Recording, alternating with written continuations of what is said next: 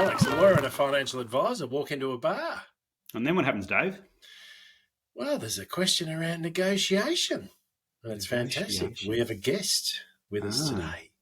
Negotiation. Now, most people, I think, would think negotiation, I don't do that, don't need to. Or you think, I already know how. And thankfully, we've got an expert on negotiation in here. She's, in fact, the Australasian Law Awards Mediator of the Year for 2022. Nicole Davidson from Nicole Davidson Negotiation. So welcome, Nicole, and thanks for coming on. Hi, David. Hi, Alex. Lovely to be here. Oh, that's great. Now, Nicole and I, I'll disclose, know each other. We've been friends for many years and we've worked together. And Nicole's, although in legal, I'm a lawyer and I deal with disputes all the time. In legal, obviously, we do negotiation. But Nicole's really a negotiation expert. So she does, negotiation training, helps people handle difficult negotiations, and she also acts as a mediator where you're helping two parties negotiate a resolution. So she's really a much more of a substantial expert on negotiation than I am, and negotiation's her thing, and I think it's something that affects all business owners and all people generally. You're negotiating with your kids one day, and then you're negotiating with your partner the next. Then you're negotiating with you might negotiate a deal, negotiating with an employee, negotiating a pay rise, all that sort of stuff. There's just negotiation touches on everything, every part of life, and so we've got a serious expert in to help us with our questions. I was just thinking, Alex, with that intro of Nicole's and the awards that she's won, what have you been doing with yourself? Well, I've got people who work with me who've won awards, but I have not won an award. There we go. In fact, I got invited to present at a seminar with my practice manager, Jody, last year, and I presented. The two of us presented, and then this year, she's been invited back to go to Sydney to present. I have not. Well, that says a lot. Yeah, so that was great. She won actually practice manager of the year, believe it or not, and I did not win. Lawyer of the year. What are you doing? You need to take a long, hard look at yourself, Alex. There you go. Well, I surround myself with good people like Nicole. Exactly. That's how I'm smart. Yeah. So the topic that we're talking about today is negotiation, and Alex has introduced us to Nicole, but I think we need Nicole to give us a little bit more background on her journey to where she is, and then we will start grilling her with questions on how we should negotiate. I'm feeling a bit of trepidation coming in here at this potential grilling. Yeah. I'll give you the short version of how I got to where I am, because there is a much longer story. But I started my career as a lawyer. And one of the things that I realised after my brief sojourn in the law was that the legal process for resolving disputes didn't make me feel that great. It didn't seem to be particularly flexible. It didn't seem to be cost effective and affordable for many people. And so for that, and for the fact that I sort of find myself as quite a practical person.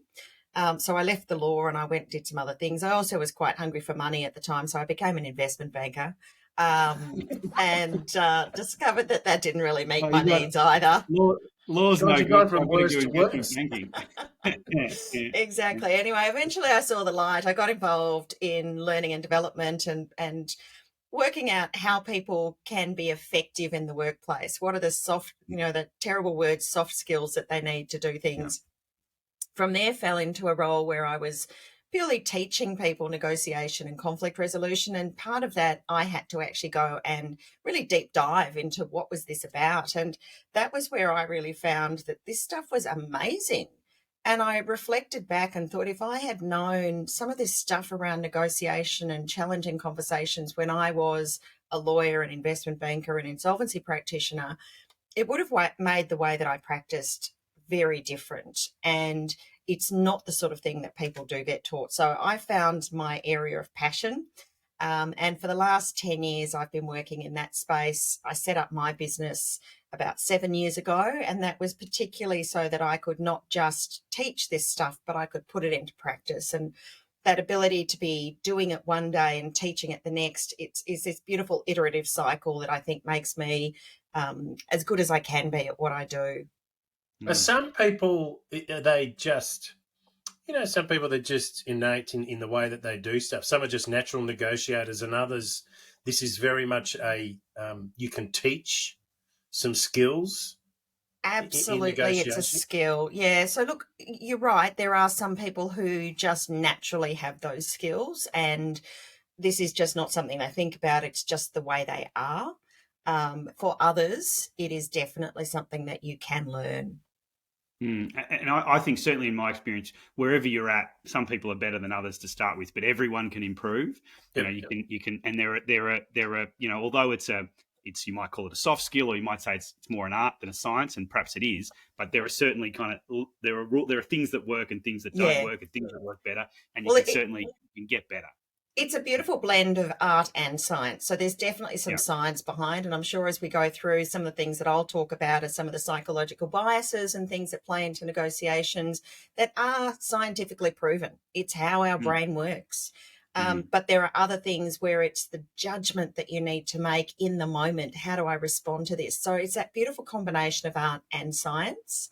And it's a skill that even the expert negotiators never stop learning and developing, and you are never perfect at it. So when I'm negotiating for myself, I'm probably not as good at negotiating as I am when I'm helping other people.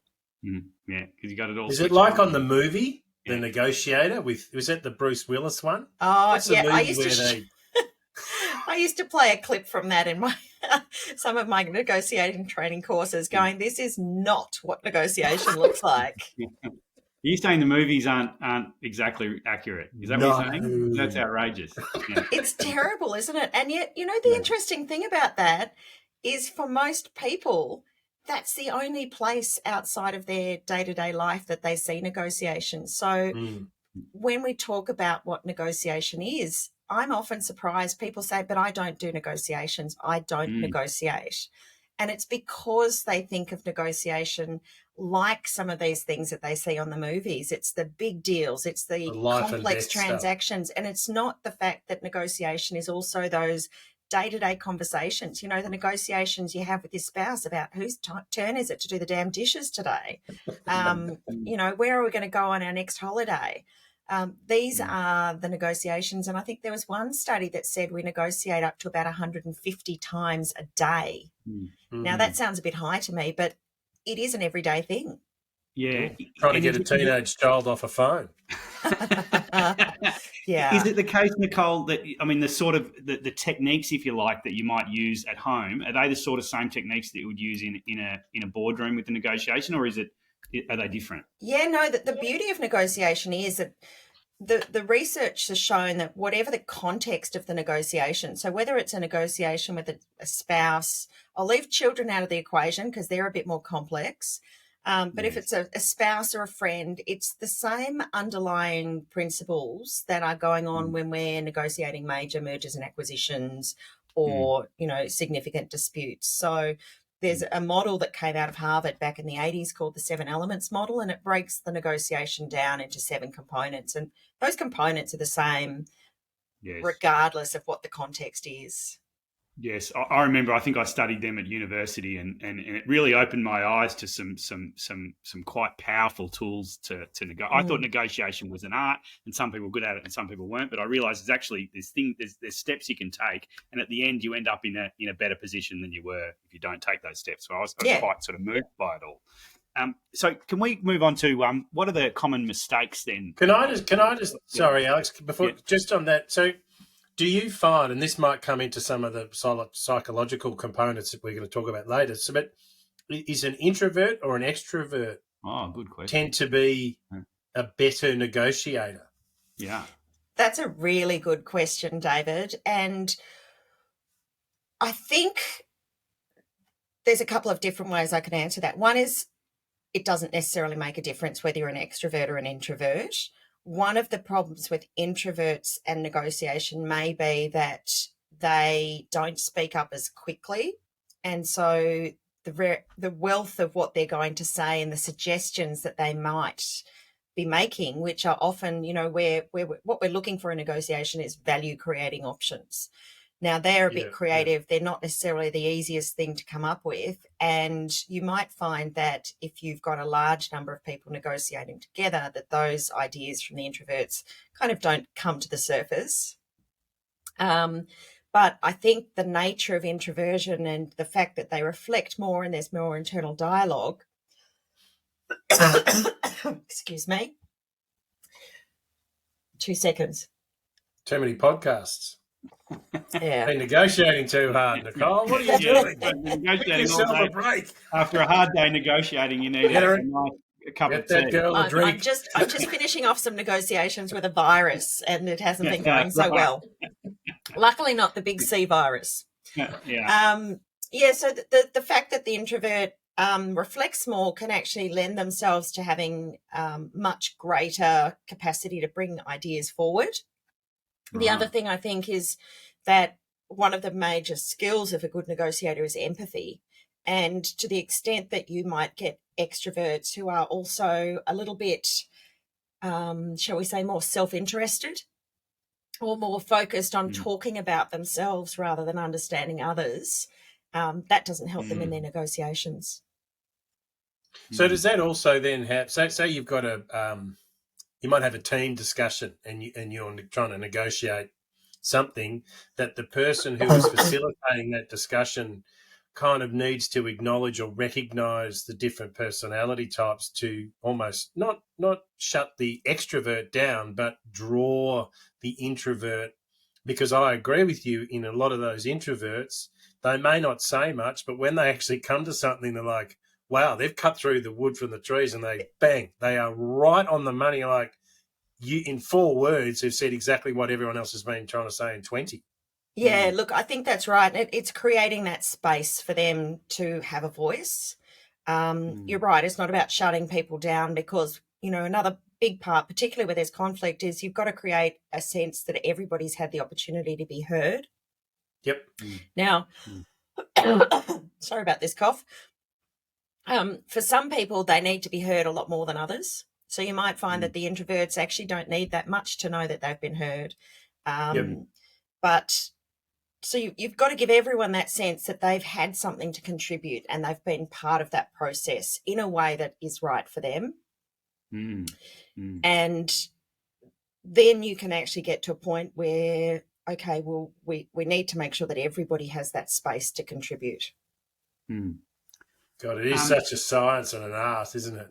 Yeah, well, I know from my observations, negotiation's all about people, about understanding people, their personalities, and then where they sit, the context that they sit in. So that might be a commercial context where they, have a quarterly financials they're worried about, or it might be that they're worried that their wife's going to yell at them if they don't do X or Y or do, or it might be that they're really upset that they were badly treated and all they really want is an apology. They don't care about the money or whatever. If you really understand their personalities and then where they sit contextually, you're 90% of the way there. And and I know a lot of lawyers are guilty of this, if you ignore that and just look at, say, the legal issues, right?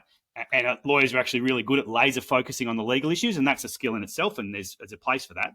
But if you just ignore the context, the personality context, the interpersonal conflict, the contextual pressures, then you're ignoring most of the dispute. And often, I mean, we deal with litigation where we're in court and punching on for on a particular issue, and we just cannot deal, because of the way court works, we just cannot deal with those interpersonal issues. They have to be ignored. And this is where it's those issues that cause the problem. Yeah, well, this is where, court is fine, because you get to the end and the judge will tell you whether you're right or wrong, and he'll make an award. And the challenge can be that even if you win that, because your emotional needs haven't been met, you might be the winner and you get, even if let's assume you get all the money that you're owed, or you get your apology or whatever it is that the court orders, you still feel slightly unhappy about this because it's only dealt with part of the problem. And, it's when you talk to people who've been through litigation and 20 or 30 years down the track, they're still stewing on this problem that came up and was taken to court, because there's part of it that just never got resolved.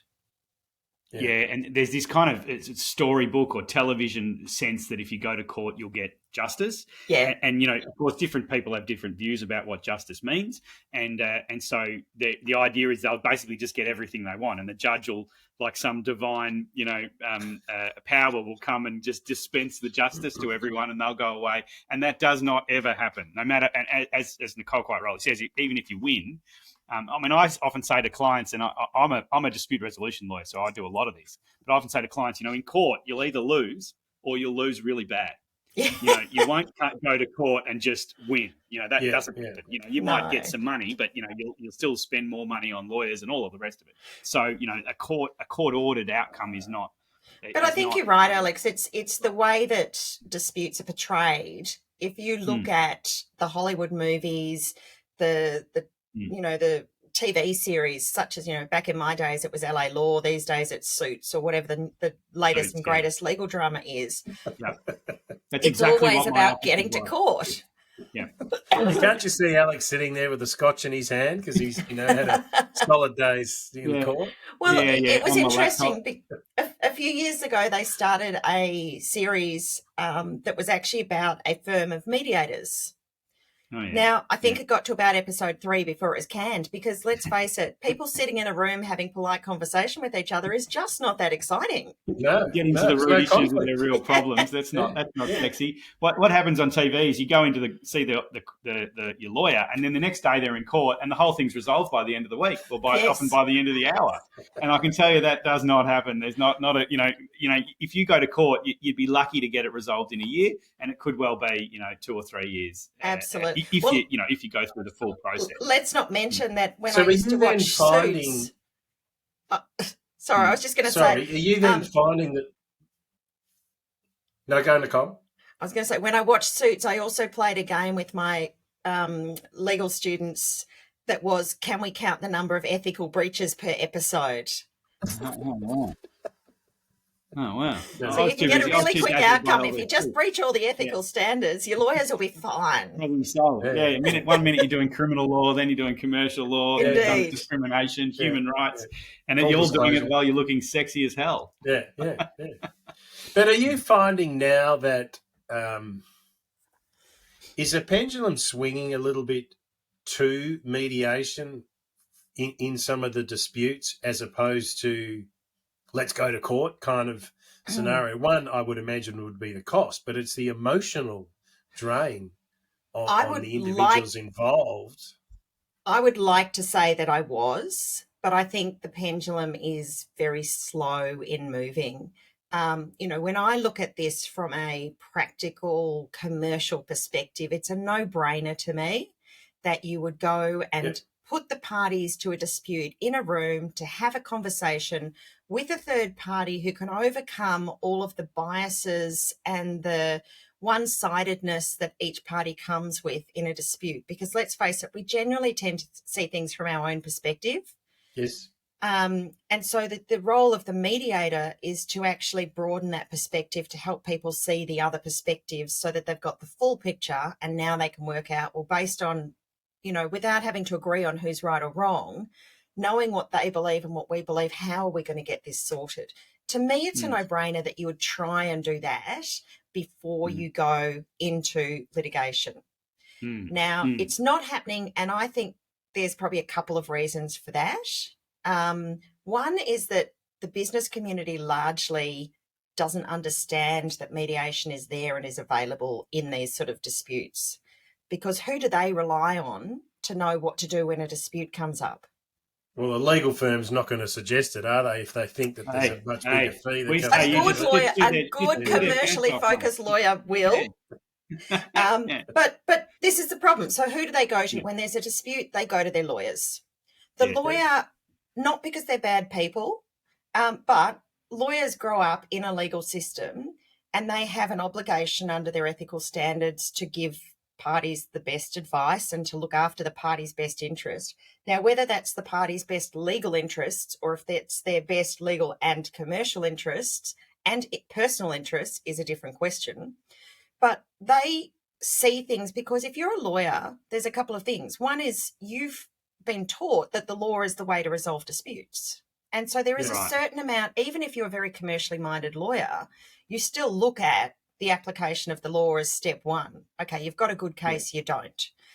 Yeah. And then because the law is so complicated, sometimes you can't even make that judgment until you've spent quite a lot of time doing some research and narrowing down the legal issues. Or your client hasn't told you the whole story. Well, and of Now, course the come on, client Alex. doesn't, There's no need because to be like that. but clients can't tell you the whole story because they Yeah. only know their side of the story. Yeah. Well, they don't tell you that This is either, the but challenge, yeah. isn't it? There's actually stuff that's missing from their version because Yeah. they're only half Yeah. of the story. Yeah. And so this is where, once again, I genuinely believe if you actually brought everyone into a room and got them to share their perspectives at an earlier stage, either you'd get an outcome or at least you'd narrow down what this dispute is actually about. So why is there a resistance to do that?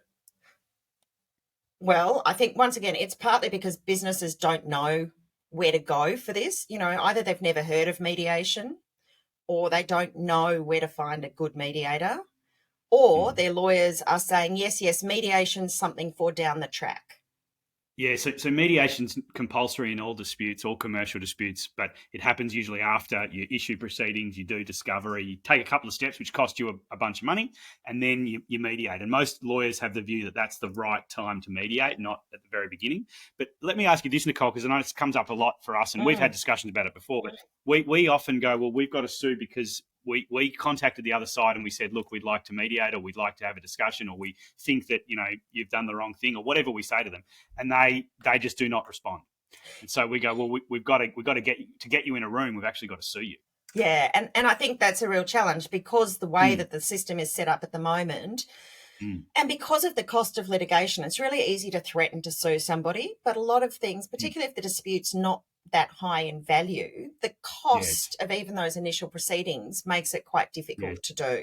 Yes. And there's no way that you can force someone into that process. So you're absolutely right. If you have tried to get them into a negotiation, tried to get to a resolution, and they're not playing ball, then suing them is the only outcome. But there's a few things you can do to avoid that. One is make sure you've got a good dispute resolution clause in your contract.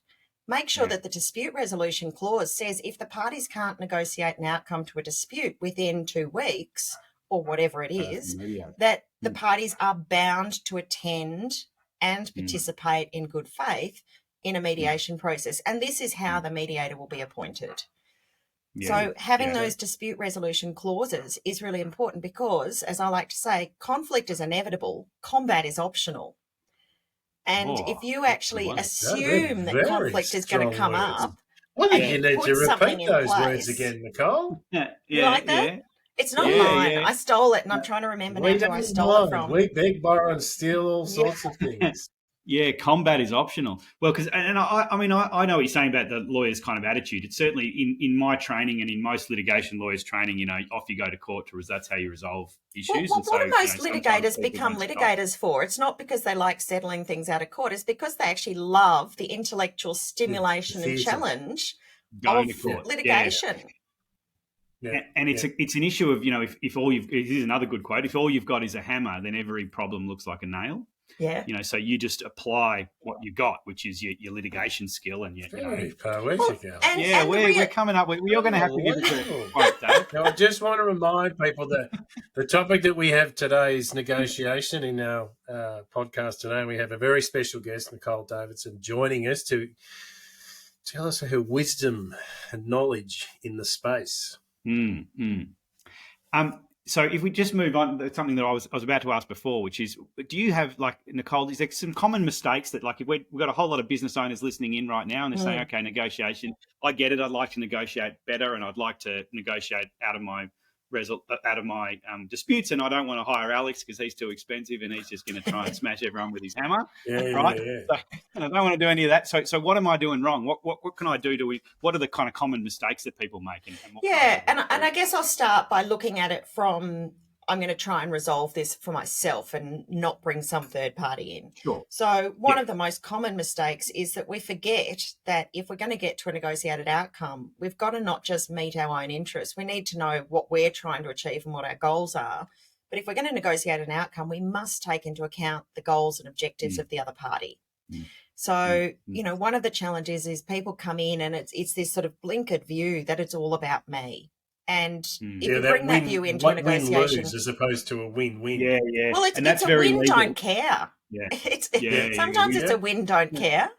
Your problem. Yeah, it's like, I just don't care about what this person wants or is suffering from. It's just about me. And so that's probably one of the big mindset shifts that you've got to have is, if you want to work something out, it's got to be acceptable to both parties, or you're never going to get to an agreement, because you're not going to agree to something that doesn't meet your interests. So why would they? Yeah. So I think you've that's got to probably understand the other party's interests. Yeah, absolutely. Well, it can't be that all or nothing, can it? I mean, it's like in any deal that you do, there's always something left on the table for the next person. But for some people, they're like, oh, I'm not leaving an ounce left for someone else. I mean, to me, you're never going to get an outcome when someone comes into a discusussion with that level of attitude. Well, and I think an aspect of that is often that it's say you're arguing about price. You say, I did, $100,000 worth of work for you, and I want my $100,000. And you might go, okay, well, I'll accept 90,000, and that's the extent to which you're thinking about the other party's interests. When in fact, you might think about payment terms. When do you pay? Or you might think about maybe redoing some of the work for free, or you might think about getting a new deal on the line. There's a whole bunch of stuff that you can give that might meet the other person's interests that aren't necessarily taking away from your own. Correct. Yeah, exactly. And so going in to actually ask the questions to understand that, and you might get somebody in that situation. I've mediated a number of fee disputes between lawyers and clients over time. And it's often not with lawyers though, is it? They would never have a dispute with their fees. I've never seen Alex on one of the sides of those disputes. That's because I've just sued him. These were actually magistrates court.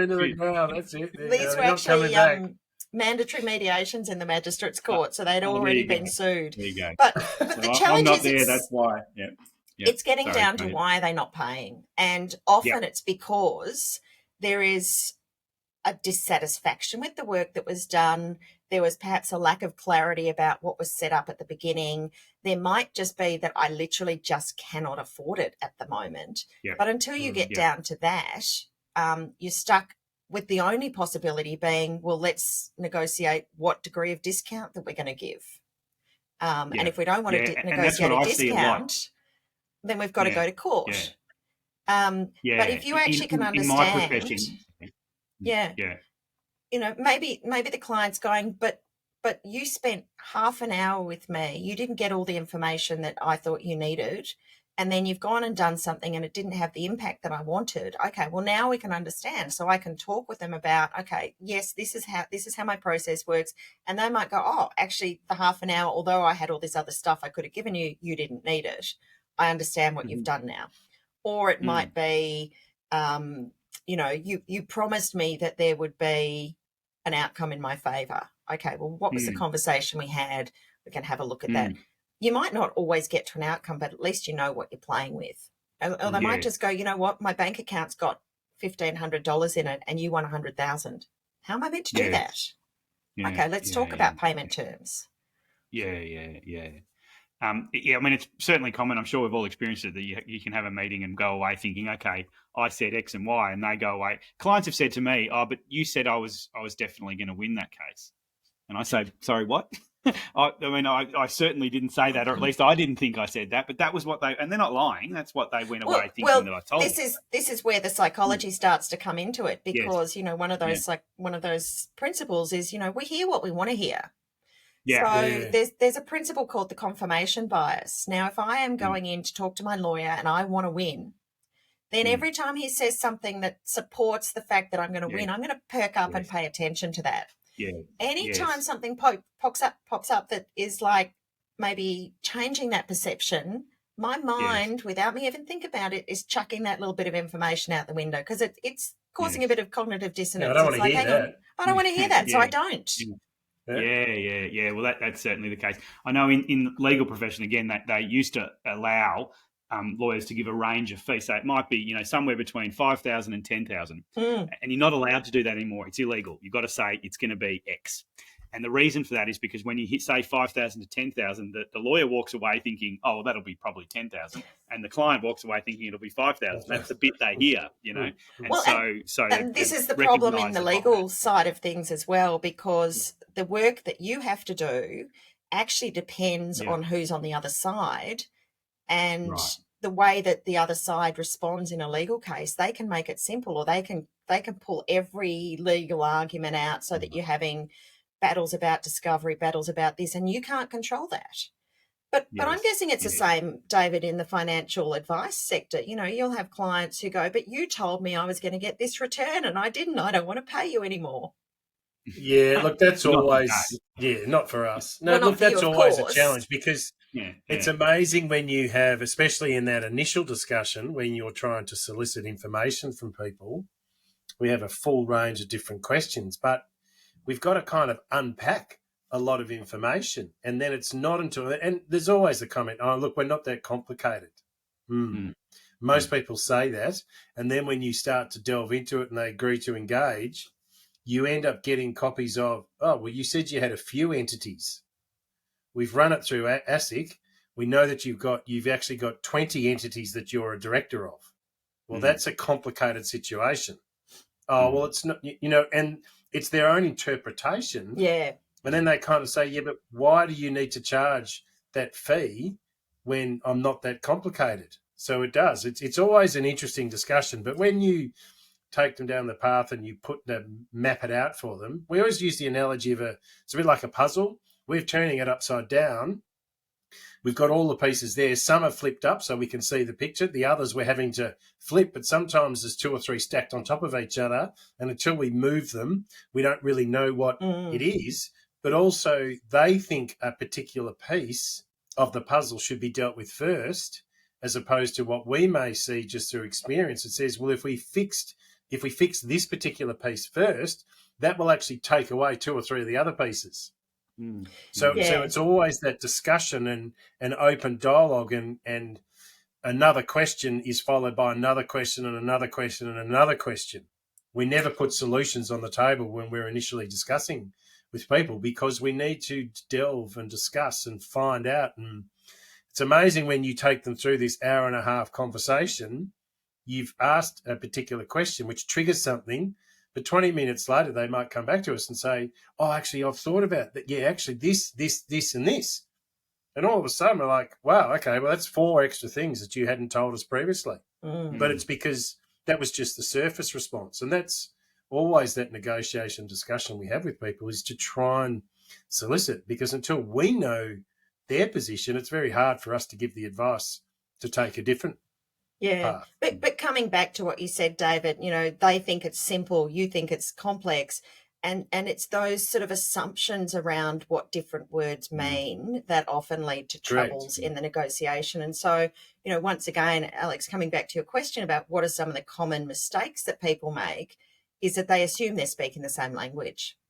And so it's really important to actually start thinking about, consciously looking for where do we have things in our negotiation that are open for interpretation? So if we're talking about, well, we're going to have a large order for you, give us a discount because we're going to have a large order. Okay, well, we need to drill down and get clarity around that. So, and that's really a simple example, but everything that could be open to interpretation, we want to actually be a bit curious and go, well, when you talk about large order, that to me is at least 100 pieces. What are you thinking? So it's recognizing the risk of miscommunication, because, if we're onto giving phrases and sayings today, the greatest problem with communication is the illusion that it's taken place. Oh, you're a gold mine. We need to have in the clef notes underneath. We need the all the quotes, the Nicole Davidson negotiations, quotable quotes.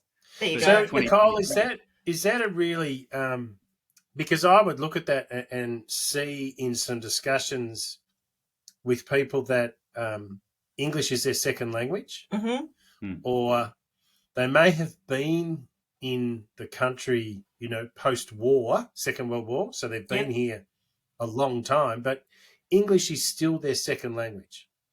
And some of the nuances of Australian language can be completely misinterpreted in so many different ways. Do you find that's a real issue in certain areas, that people just you know, the language or the colloquialisms that are used in Australia, people kind of take it that it's a given that you would understand. But if you're dealing with someone who is English is their second language, you've got to take those issues into account. Well, I think it's absolutely right. So you do need to make sure that from a basic language perspective, people are understanding things.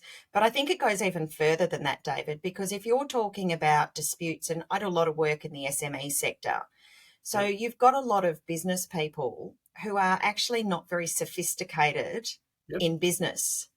And that's where, even though English might be their first language, business is not their first language. And so even things that you go, it's not that we don't understand the word, but the terminology has a very particular meaning in one context, and it's not the everyday language context. And, you know, it's even basic things. Like I've worked with fresh law grads in their PLT program, and they would use the word partnership when they meant company. Now, you know, for some of us, who cares? What does the difference matter? But other times it's really important. You know, if I think about some of the mediation stuff, I do a lot of retail leasing mediations. Now, that is an area where they have to mediate before they can go to Vcash. But you have a lot of small business owners who just are working off what they think a lease should be like, because they look at that document and the retail leases, you know, the standard retail lease, although it's been plain languaged, it's not.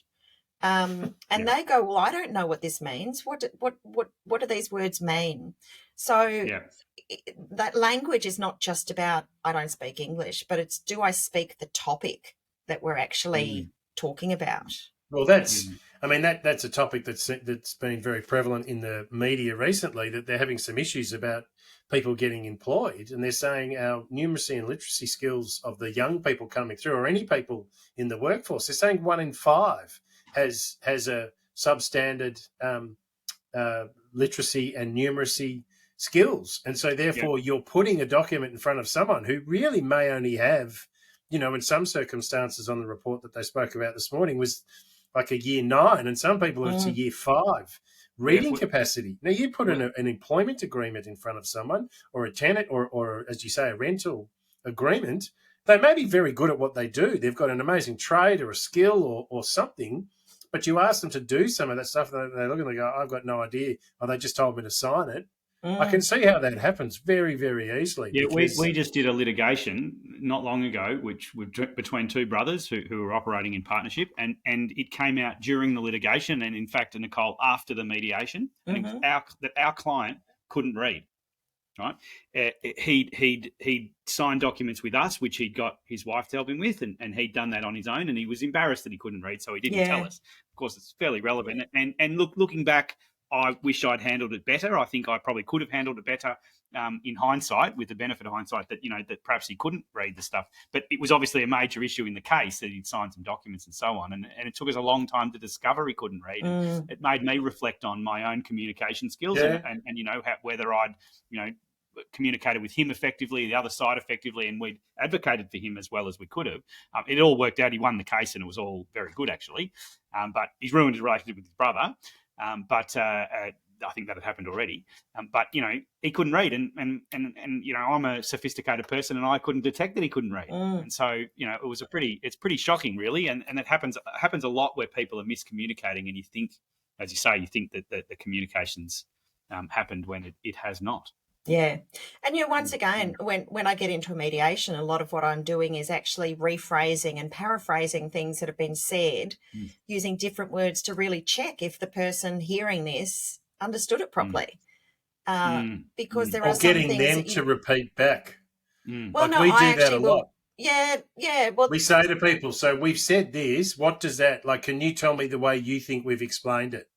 Just to get them to reconfirm the understanding when we start to move into some more complicated scenarios, just from that perspective. And so that's irrespective if someone can read, but some people that if they can't read, they're actually very good audibly. They'll listen quite well and have really good memories, and they're happy to put it back because they've had to do it for years and they've just trained themselves to do it that way. Well, the interesting thing, though, even with that, is the fact that they've repeated it back do they actually understand the implications of it? True. And that's where I Yep. think, even digging a bit further and asking them questions that aren't just bringing it back to you, but questions about, so based on what I've just said, what are your concerns around how that might work? Because it's those answers that are really going to signify if there's something that they've misconstrued. Yeah. Yeah, I mean, it's in your. This is something I think some of my clients don't struggle with. It's in your interest that the other side understand what's going on. They sort of think of often as it's a war, and you want the other side to understand nothing. You want to keep them in the dark, and actually, you want them to understand where you're coming from, and you want to understand where they're coming from. Otherwise, you'll never do a deal. You won't be able to address what it is that they want. If you don't address what it is they want, you won't get what you want, and it's all bad. Totally. So you actually need to invest in asking the right questions, listening and trying to clarify, and without getting upset. And that's quite a challenge. And I think sometimes that's why you hire a lawyer or you hire a mediator or some third party, because if you have the discussion, you're going to end up throwing rocks at each other. Well, and once again, I come back to the problem that in the legal system, the legal system fundamentally is an adversarial process. So it's designed, you've got people who go, well, I'm not sharing a document unless you put an order for discovery in. Because if you haven't got discovery, I'm not giving it to you. It's like, what the hell is that about? And so that's where there's a real lack of trust. When I got trained, when I got trained as a junior lawyer, that the litigation head of litigation who trained me said, if the other side asks for something, our answer should be no, unless there's some reason that we would want them to have that. Unless there's some special reason, we should say no. And the other thing I got taught is if you see a head, you should kick it, which means if there's a defendant who's potentially you could join, you should join them all. Join as many people as possible. Because more defendants means more damages to be claimed. And there must be carnage behind you over the years. Yeah, well, I've softened up. That's why I'm such a generous, compassionate guy these days. I've done a bit of meditation, and I've chatted to Nicole. Nicole's changed me. So that's why. But Nicole, is there another issue where and a complete rash generalisation here, males can be very good about making a comment and they'll say exactly the way it is. Females sometimes, in my own personal experience with 3 daughters and a wife, they'll dance around a topic and they'll give a few clues and then they go, oh, that's a bit disappointed you didn't do that. I'm like, yeah, no, but you sort of indicated this. Just be explicit. Like, say to me, can you do this? Is that one of the other challenges that you have? Sometimes people just struggle to say exactly what they want. They sort of will dance around it a little bit and wait for you to infer what they're thinking. Look, I'm not going to necessarily go with that's a gender-based position. Yeah, I think it's a people-based thing. But some people I think do you're that, right. And look, one of the biggest reasons that things get to the point of needing to go to someone like Alex is because the conflict hasn't been dealt with at the beginning. Now, what you've just talked about, David, seems to be more on the interpersonal conflict side than the business conflict. Yeah, true, probably. Fundamentally, it's the same. If you are someone who is conflict averse and you don't feel comfortable addressing things when you are unhappy with them, you will dance around, you won't say it, or you might, there's a whole lot. Like, I'm not a marriage counsellor, so I don't go there. But there are a whole lot of reasons why you might not say certain things. Now, what happens then is that conflict doesn't get resolved properly. It bubbles away and it festers. And this is where conflicts that aren't, the skills of being able to address conflict at a very early stage are critical, because that's how you get the conversation going. That's how you start moving into problem solving, and that's how you actually can get it resolved. Is that what a good mediator will do? Will draw, like if someone is inferring something, that they'll draw that out? They will. They'll see, well, hang on, they'll ask more questions, because sometimes the person who's making that inference isn't even aware that they're doing it. Yes. So sometimes they haven't even explored that enough to know what's going on in the background. So as a mediator, I'm often digging down. So particularly, mediation takes place part in joint session where everybody's in the room together, and part in private session. And what I find sometimes albeit I am not there as a counsellor or a psychologist, but I am there to help people explore their own thinking. And there's a lot of that goes on in the private session. So what is it about this that upsets you so much? And we keep digging down until we've got to the root cause of why this is a problem. So then we can start going, how do we solve this? Now, we are talking about negotiation, and we're at a point in our discussion that we probably need to kind of wrap it up for this week's We might need episode. to get Nicole back on. Exactly, Alex. My words, exactly. I think we have just started to scratch the surface, but I think it's important that it is such a valuable topic, and you can learn so many things in discussing these things. But is there anything, Nicole, that you wanted to kind of just close it off and then leave us hanging to see if we can get you to come back to the bar?